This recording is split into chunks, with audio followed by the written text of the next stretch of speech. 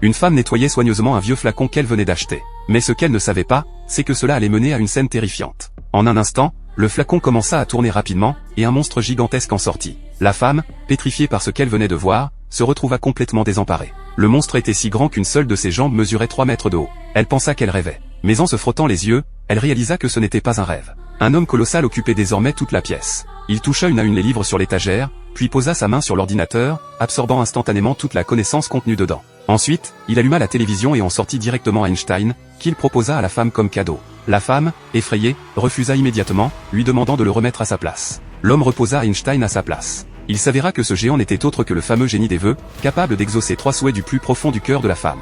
La femme, surprise, expliqua qu'elle devait réfléchir avant de faire un vœu. Le génie, désireux de l'aider, rétrécit sa taille et lui apporta le petit déjeuner, incitant la femme à faire son vœu au plus vite. Mais elle répondit qu'elle était très satisfaite de sa vie et qu'elle n'avait aucun vœu à formuler. Elle savait que, dans les histoires de vœux, les fins n'étaient jamais heureuses. Le génie, inquiet, commença à devenir nerveux. Si elle ne faisait pas de vœux, il risquait de devenir extrêmement colérique. Il tenta de se calmer, car s'il n'accomplissait pas son devoir, il resterait prisonnier, invisible, errant dans le monde des humains. La femme suggéra qu'il retourne dans le flacon et trouve quelqu'un d'autre à qui accorder des vœux. Mais le génie refusa fermement, expliquant qu'il n'avait pas envie de retourner dans le flacon après y avoir passé 3000 ans. Et il n'avait même pas besoin de dormir. Se sentant stressé, le génie se tint la tête.